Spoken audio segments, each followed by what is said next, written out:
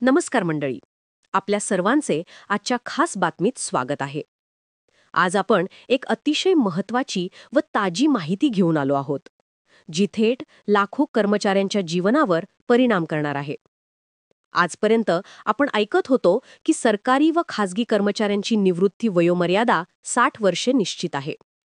पण आता बदलत्या परिस्थितीनुसार सरकारने आणि काही संस्थांनी मोठा निर्णय घेतला असून कर्मचाऱ्यांना आता उशिरा निवृत्त होता येईल आणि त्यांना यामधून अधिक फायदे मिळतील.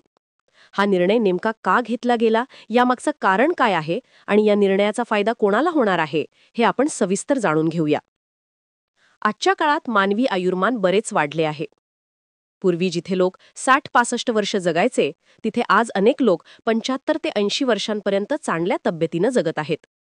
त्यामुळे 60व्या वर्षीच एखाद्या कर्मचाऱ्याला घरी बसवणे म्हणजे त्याच्या अनुभवाचा अपव्यय ठरतो. या कारणामुळे सरकार निवृत्ती वयोमर्यादा वाढवण्याचा विचार करत आहे.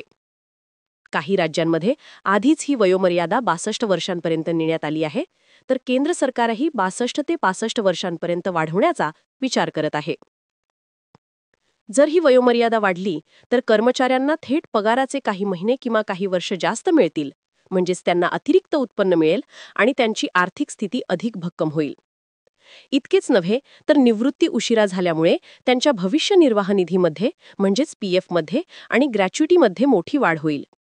पेन्शन थोड्या उशिरा सुरू होईल, पण तोपर्यंत जास्त पगार मिळाल्यामुळे एकूण मिळकत खूपच वाढेल.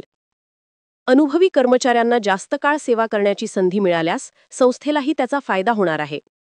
अनुभवी लोक कामात शिस्त आणतात, तांत्रिक माहिती नव्या कर्मचाऱ्यांना शिकवतात आणि कामकाज सुरळीत ठेवतात. त्यामुळे प्रशासनाला देखील हा निर्णय फायदेशीर ठरणार आहे.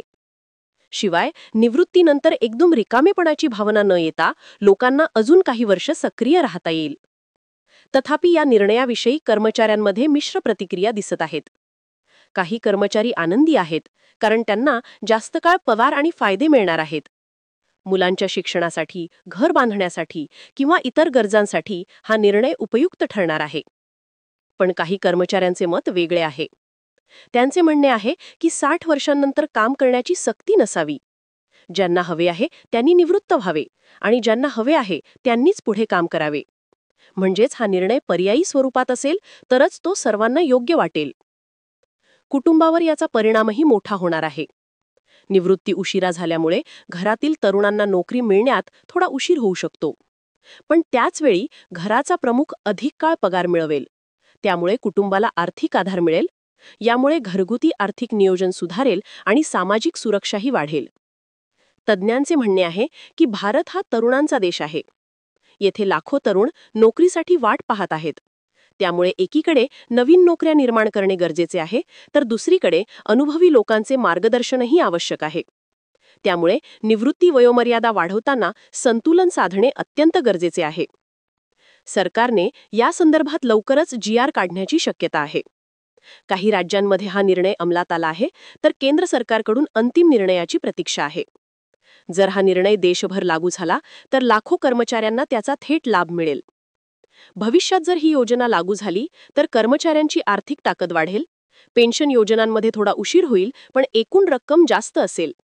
कुटुंबांना जास्त फायदा मिळेल आणि समाजात अनुभवी लोकांचा उपयोग अधिक काळ होईल. मित्रांनो, निवृत्ती म्हणजे जीवनाचा शेवट नाही, तर एका नव्या टप्प्याची सुरुवात आहे. पण आता हा टप्पा थोडा उशिरा सुरू होणार आहे आणि तोपर्यंत कर्मचाऱ्यांना अधिक फायदे मिळणार आहेत.